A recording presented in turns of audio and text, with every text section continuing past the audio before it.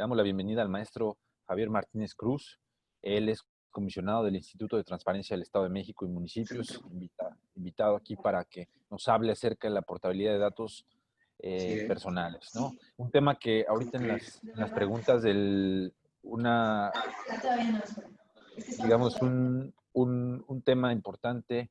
Ahorita dentro del foro nos han hecho varias preguntas respecto a qué pasa con los datos personales. ¿Están resguardados nuestros datos personales? ¿Cómo es el tratamiento de estos datos personales? Y creo que es importante tratarlo en este foro y le damos la bienvenida eh, a este foro al maestro Javier Martínez Cruz. ¿Cómo estás, Javier? Muy bien, muchas gracias. Agradezco la invitación a la licenciada Marilyn Dolores. Sin duda, cuando me invitó, no dimensioné el alcance que podía tener poder compartir con ustedes en un tema que lo veo tan avanzado y que traía una presentación dividida en dos partes, solamente pensaba dar la primera parte, pero ahorita presento por lo que acabo de escuchar de mejora regulatoria y también de lo que escuché de los anteriores participantes, es necesario también que veamos la segunda. Por eso, si me permiten, voy a irme muy rápido. Si hay alguna duda, voy a poder contestar a lo mejor en la sesión de preguntas y respuestas, porque la segunda parte tiene que ver con lo que ahorita comentaban. Es cierto, lo que se están haciendo de mejora regulatoria y esta digitalización de los trámites puede impactar en el tema anticorrupción y puede impactar, según lo que establece INEGI en las últimas cifras, en 332 mil millones de pesos, y en un capítulo 27 que se incorporó en el TEMEC y que tiene que ver con el tema de combate a la corrupción por parte de México, y lo van a resolver como ustedes lo están resolviendo, con el tema de hacer digitales los trámites. Entonces, si me permiten, me voy muy rápido. Como les digo, si hay dudas, con toda confianza, al final estoy abierto, porque sí quiero abordar todas las diapositivas que vienen. Miren, para entender cómo llegamos a esto, hay que revisar este libro de la Cuarta Revolución Industrial, del fundador del Foro de Davos, que lo hizo en 2016 y nos hablaba de una cuarta revolución industrial. Todos aprendimos que solamente existía una, mediados del siglo XVIII. Particularmente dice, llegamos a una cuarta. Todas las tres anteriores han sido cada 100 años. Ha sido una crisis de energéticos. Allí está, no lo voy a explicar. Está en la parte de la diapositiva. Crisis de energéticos, inmediatamente actividad humana y económica, genera innovaciones tecnológicas. De la tercera a la cuarta se dio particularmente en una crisis de energético. Se dio una transición hacia un energético que tenía que ver con una energía alternativa que era la electricidad, y se consolida con el móvil, se consolida con el internet y se consolida con lo que da paso del bulbo al transistor, del transistor al circuito integrado y a los famosos chips que permiten manejo masivo de información, y básicamente lo que nos permite transitar a la cuarta revolución industrial, y nos adelantamos 40 años, porque esta cuarta revolución industrial estaba visualizada para el 2060. Hoy, 2020, se vive plenamente la cuarta revolución industrial, porque ya tenemos sistemas ciberfísicos, tenemos Internet de las cosas, cómputo en la nube, fábricas inteligentes, todo lo que han mencionado los compañeros anteriores. Particularmente, todo lo que se presentó aquí de esta plataforma interoperable, pues obviamente estamos viendo inteligencia artificial. ¿Gira en torno a qué? Al gran motor que mueve hoy al mundo, que son los datos personales. Entonces, ese es el contexto, así llegamos. ¿Qué pasa en México?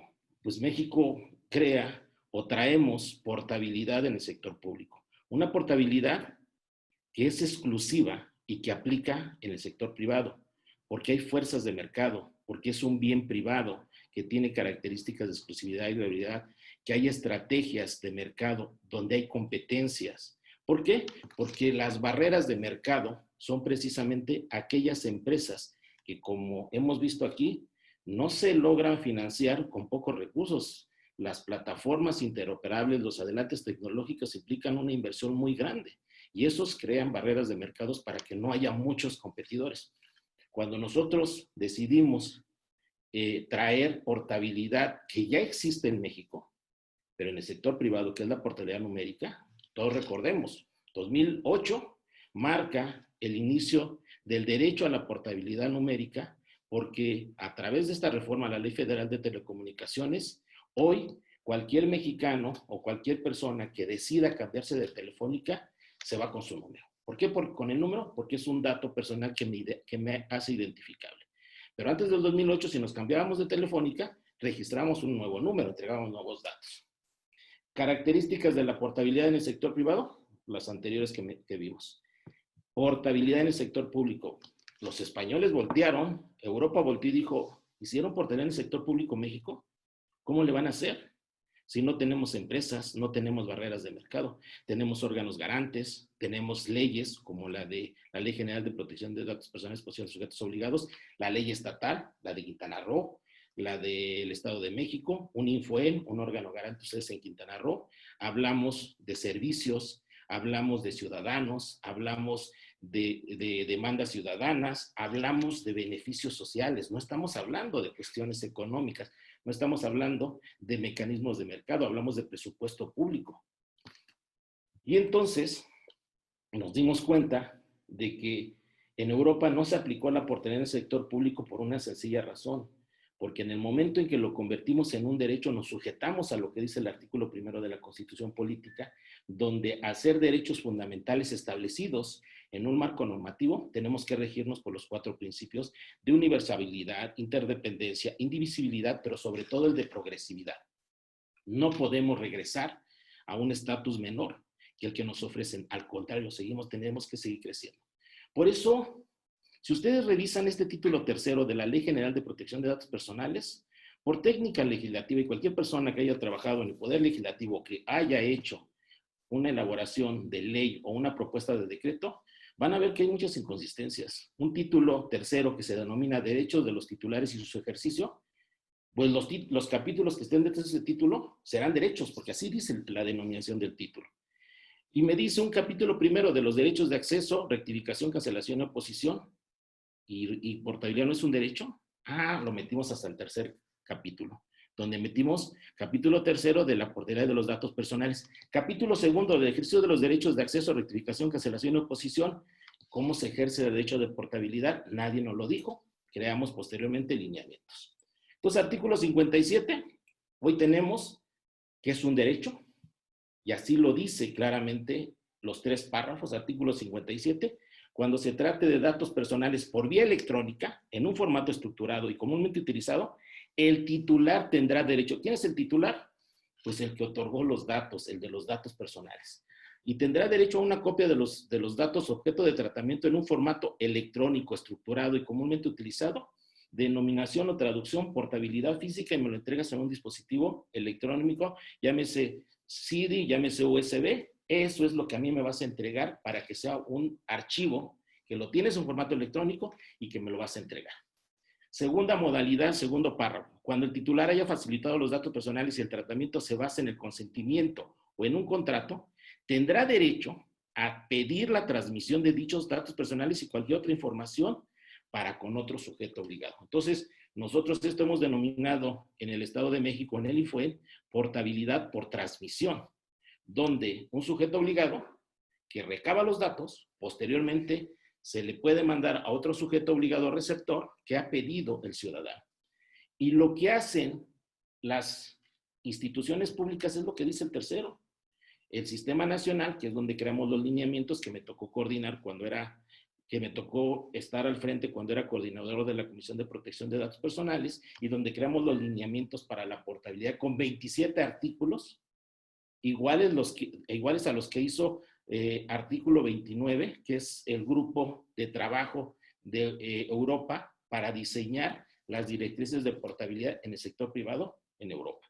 Y aquí lo que tenemos que hacer, y lo dice claramente la palabra, lo que hacen las autoridades una vez que el ciudadano ha pedido la transmisión, hacen transferencia de datos. Y entonces ahí es donde nos empezamos a complicar. ¿Por qué razón? Porque nosotros, y lo dice pues este especialista que mandaron a traer de Argentina para que nos viniera a decir, Oscar Puccinelli, que bueno, pues la portabilidad de datos personales como derecho, ¿sí?, debe de garantizar la plena identificación de quien lo ejerce, porque los datos personales solamente lo puede tramitar quien es titular de ellos. Por eso aquí nos representaba un problema, porque si se tienen que acreditar de qué manera yo garantizo que esa persona que está pidiendo un acceso, una rectificación o una cancelación o oposición a datos, vía digital o vía electrónica o a través de internet, es la persona que lo está solicitando.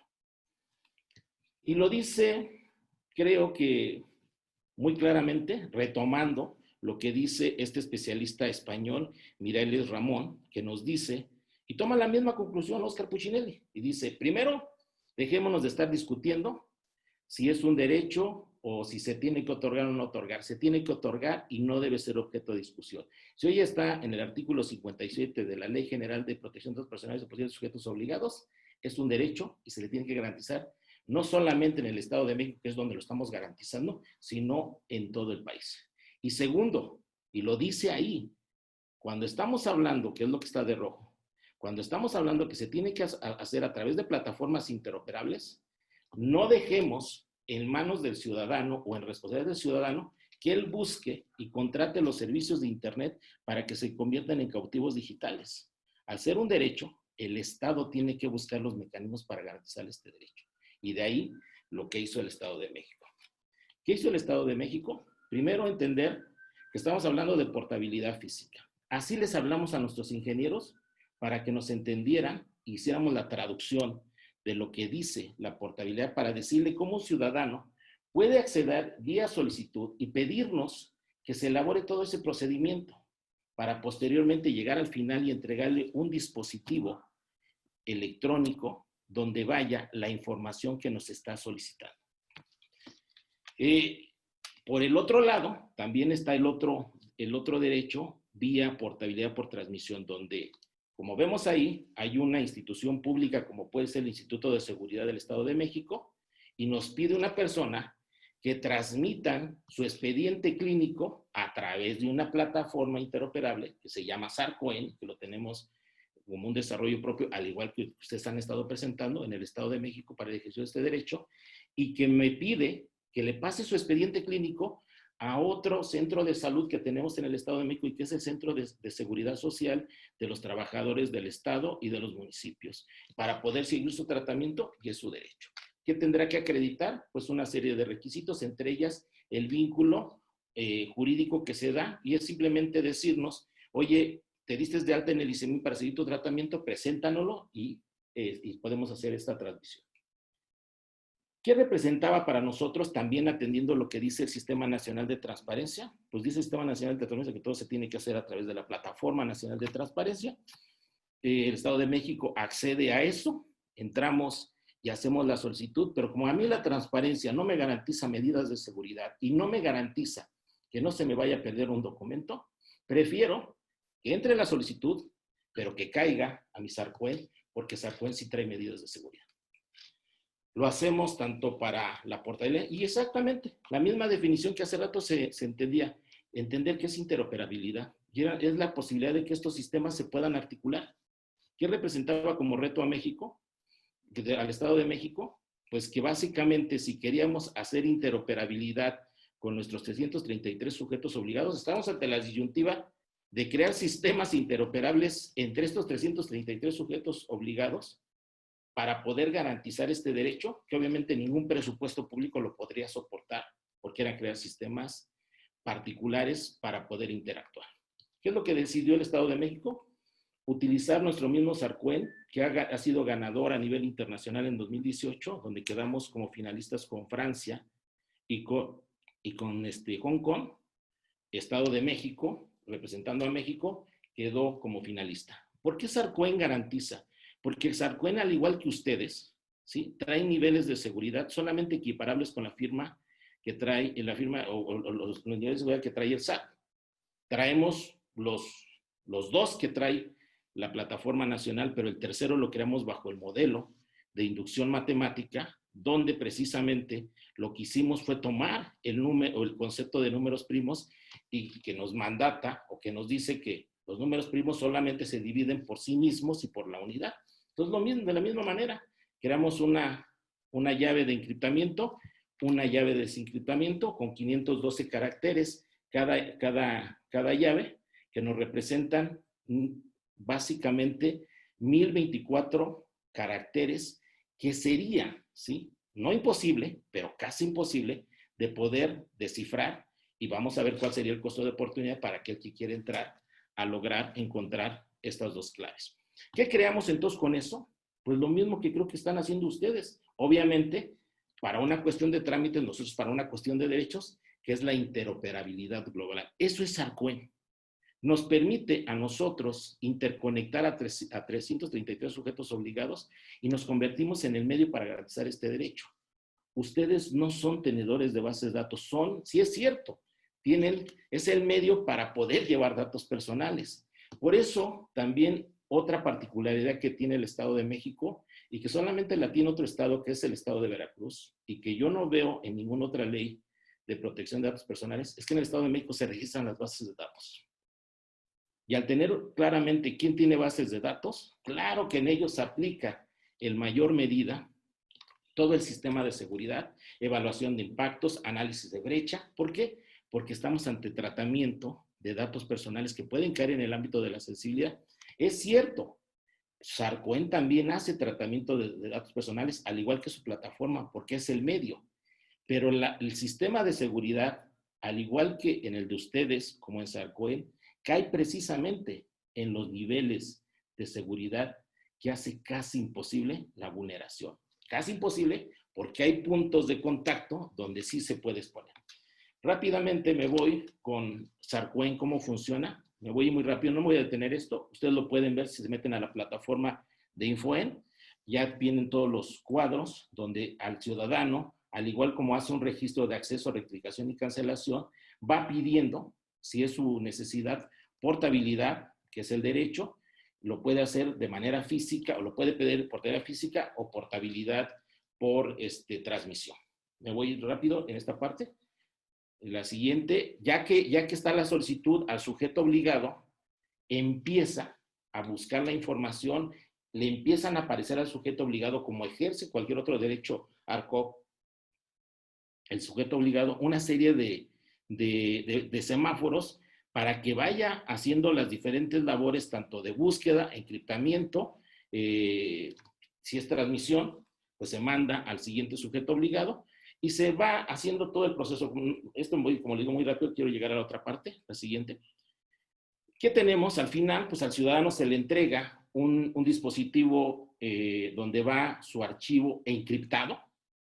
No lo puede, aunque lo perdiera, la persona que lo quiera abrir va a encontrar puros caracteres porque tiene que llegar a una computadora, acceder con una clave que se le mandó también de manera protegida y poder desencriptar. Y entonces sí, ya con sus datos personales, previa acreditación, decidir qué es lo que haga con ellos. De manera, el tema por transmisión, básicamente lo que hacemos es igual, el mismo procedimiento, pero se manda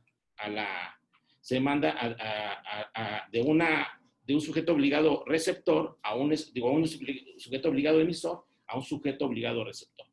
Y básicamente pasa con el mismo esquema de encriptamiento, de desencriptamiento, y hasta el final lo que tenemos básicamente es, como les digo, el mismo procedimiento, al igual que la portabilidad física. Y bueno, se transfiere de un sujeto obligado a otro, el receptor lo incorpora a sus bases de datos y lo que se le avisa al ciudadano que ya está allá su expediente clínico, puede pedir un acceso por portabilidad física previa acreditación, pero ya está en tratamiento y ya el ciudadano puede seguir su tratamiento en el hospital que pide. ¿Por qué es importante hacer esta diferencia con el tema de transferencias? Porque aquí viene donde creo que encaja muy bien lo que ustedes están haciendo. Lo dice claramente el artículo 3º, fracción 32, que es una transferencia. Recordemos que somos un país federal, entonces a diferencia de la Unión Europea, nosotros hablamos tanto de transferencias nacionales como internacionales. ¿Qué nos plantea una transferencia? Es cierto, estamos hablando de que estamos con datos personales y que tiene que tener una serie de mecanismos tanto de protección, de seguridad y de responsabilidad quien está tratando datos personales. Pero nos habla de excepciones. Por eso ustedes muchas de las veces caen en esta excepción o en esta fracción segunda del artículo 22 que establece la Ley General. Se habla de transferencias que se realizan entre responsables que que sean sobre datos personales que se utilicen para el ejercicio de facultades propias, compatibles o análogas. Entonces, estamos hablando de la administración pública, donde están ofreciendo un servicio, están ofreciendo un trámite, y muchas de las veces tienen que estarse compartiendo, como bien se decía hace rato, a partir del origen, donde están las bases de datos, porque hay certeza de que ahí se recabaron y que ahí se tienen el resguardo. Por eso se hacen consultas. Pero también nos dice, y esto de verdad, y ojalá, digo, muchas de las respuestas o preguntas que se hacen ahorita o que también en algún momento dado pueden poner en tensión con algunas instituciones públicas que pueden preguntarles, oye, es que puedo entrar en conflicto porque no tengo autorizado estar permitiéndote que tú accedas a mis bases de datos. Pues hay que revisar el título quinto, porque precisamente nos habla de este capítulo único de transferencias y remisiones, donde nos habla de transferencias nacionales hasta internacionales. Y lo dice claramente el artículo 66, nos dice las situaciones de excepción, cuando estamos ante una posibilidad de estar compartiendo información por las funciones que se hacen, claramente lo establece este artículo 66, así como los subsecuentes, que es el 22 que ya vimos, o el 70. Pero básicamente lo que nos plantea aquí, fíjense por ejemplo, el 70 ya nos habla de algo que a ustedes les va a ser muy fácil transitar, hasta de cuestiones internacionales, y que básicamente van a poder encuadrar en el tema de datos personales. Miren, gráficamente lo podemos ver de esta manera. Portabilidad a través de SARCUEN, nosotros lo hacemos de la siguiente manera, como un derecho que nos pide el ciudadano para transmitir, ¿sí? Y que se hace esta transferencia. La transferencia es la interrelación que se da entre autoridades para hacer sus funciones, y en las cuales ustedes, claramente dando cumplimiento a una ley de mejora regulatoria, a una ley de simplificación administrativa, pueden dar cumplimiento vía transferencias nacionales, siempre cumpliendo sí con los protocolos de responsabilidad compartida ante posibles datos. ¿Por qué razón? Miren, nosotros, esto lo voy a hacer yo el lunes, y es algo que viene en la Ley de Protección de Datos Personales, y que hasta hoy, ante la situación de emergencia sanitaria que estamos teniendo por el tema del COVID-19, por ejemplo, este procedimiento que está de conciliación, que es un derecho tanto del ciudadano como también una posibilidad para que el sujeto obligado puedan conciliar y llegar a un acuerdo y no se convierta en un recurso de revisión que tengamos que dirimir en el Pleno, es que nos están pidiendo un expediente clínico donde anteriormente la conciliación la hacíamos en mi oficina, estaba gente de mi ponencia, estaba el particular, estaba el sujeto obligado, y pues obviamente era una reunión de al menos 15, 12 personas. ¿Eso qué implica? Nosotros ante la situación decidimos hacer este proceso de conciliación de manera remota, cumpliendo, sí, con lo que establece los respectivos requisitos, pero utilizando, ¿sí?, un mecanismo, y que será parte hoy del Infuen, a partir de este momento, como un trámite o como un procedimiento que lo haremos de manera digital. Entonces, hoy lo que va a hacer es que vía remota, a través de la plataforma de Zoom, va a estar el sujeto obligado, que es el ICEMIN, con la persona para acreditar personalidad, y el órgano garante, que es mi ponencia, estaremos en el instituto para dar fe de que se va a entregar un expediente clínico de una persona fallecida, que se cumpla, que no afecte a derechos de terceros, y poder estar solucionando sin retrasar al ciudadano y también a una institución pública algo que es cotidiano y que normalmente lo piden las personas. Por ejemplo, esta persona está pidiendo el expediente clínico de su esposo fallecido porque lo que necesita es básicamente poder tramitar la pensión. Entonces, obviamente, le va a solucionar muchas cosas y no tenemos que estar esperando todo este procedimiento o este trámite de manera formal. Miren, este caso fue muy sonado. Cuando pidieron la base de datos al INE y Segov para hacer la cédula de identidad, se argumentó que no se podía, que eran una base de datos que no estaban autorizados para compartirla con Segov. Pero hoy nos enteramos que INE comparte información o permite el acceso a los bancos para que hagan una identidad y se tenga certeza y no haya robo de identidad. Entonces, INE no compartió datos con Segov, que garantiza un derecho que está establecido en el artículo 4, que es el derecho a la identidad y sí comparte o permite que cotejen información en la base de datos que tienen para que los bancos puedan hacer una verificación de identidad y que con eso se combata el robo de identidad, pues por eso le dimos concesiones a los bancos, que hagan sus respectivas medidas. INE está violentando el derecho de lealtad, porque al menos a Javier Martínez Cruz, cuando fui a hacer mi credencial de lector, yo no autoricé y no firmé para que permitieran cotejar mis datos con un particular. Se los dejo ahí, es un tema muy debatido. La siguiente, por favor. Muy rápido en esto. Miren, lo que ustedes ahorita están mencionando y todo eso cae en economía digital.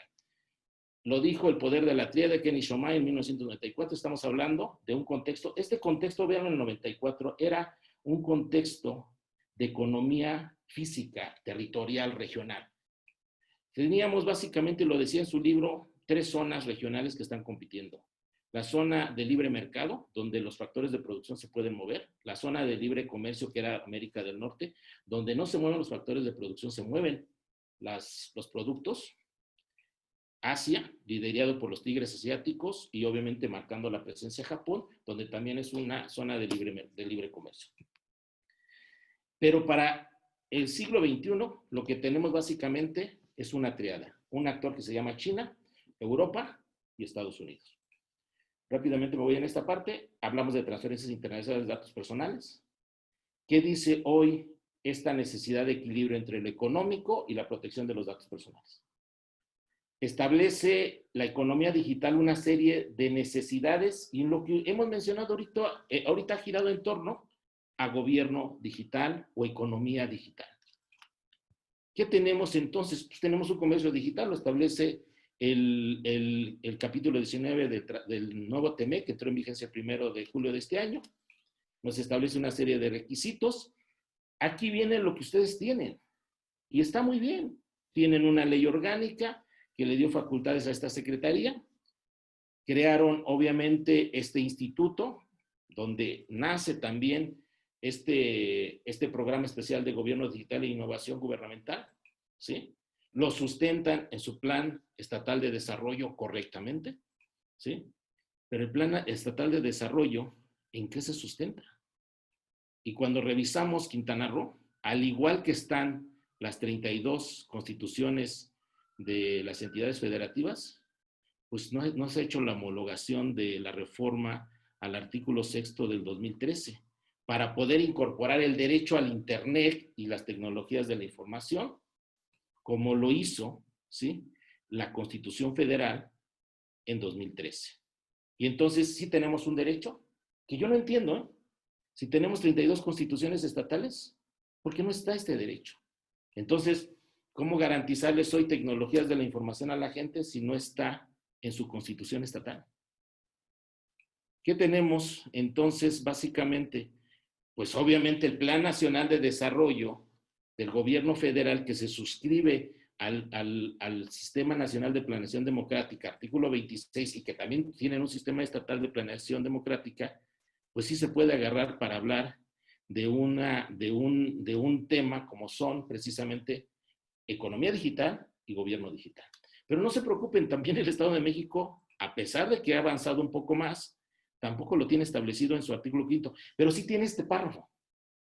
Lo tenemos en el artículo 5 y este nos da la pauta para hablar de gobierno digital, que también creo que es necesario en su constitución de Quintana Roo, porque si no, difícilmente van a poder sustentar lo que se hizo el Estado de México precisamente en 2015 y que fue la ley de gobierno digital. ¿Qué nos permite a nosotros, que venía arrastrándose precisamente desde el anterior gobierno estatal, pues establecer esta ley de gobierno digital? Pero nos falta esta reforma constitucional, al igual que ustedes. ¿Para qué? Para poder, por ejemplo, aprovechar lo que el pasado 16 de julio hizo el Tribunal Europeo, que canceló los escudos de privacidad, y vean nada más la oportunidad que estamos dejando ir. Esto es gobierno digital. Y vean lo que ustedes representan en materia turística. Es obviamente importante y estamos desaprovechándolo. Porque lo que hoy nos dice INEGI, que el 5% del Producto Interno Bruto se hace precisamente a través de comercio digital y que la tendencia, según lo que se está proyectando, es que va a ser básicamente lo que rija en los próximos años la economía mundial. Entonces, con la caída de estos escudos de privacidad, puso en tensión a 5.300 empresas de Estados Unidos que no saben cómo recuperar la relación comercial. Y México se puede convertir en el país sustituto de Puerto Seguro para recuperar la relación comercial Europa-México a través del convenio 108, que solamente están 53 países de todo el mundo y 3 de América. Los otros 2 es Uruguay y Argentina, pero están en el sur. Ellos no pueden acercarse al norte. Y entonces, vía TEMEC, hacer la relación comercial México, Estados Unidos, bajo mecanismos de protección de datos personales, y entonces convertirnos en un Panamá del mundo digital para las relaciones comerciales, para llegar a este esquema. Puerto seguro para que Europa pueda recuperar su flujo transfronterizo comercial de datos personales con México vía convenio 108, donde nos piden que lo respetemos como derechos humanos, como derecho humano. Así lo tenemos, artículo 16, segundo párrafo. Y vía México, Estados Unidos, a través del TEMEC, protegiendo los datos personales en el contexto de seguridad, como lo piden 5 capítulos del TEMEC en materia de ciberseguridad, transferencias vía financiera y obviamente comercio digital. Sería cuanto de mi parte. Muchas gracias.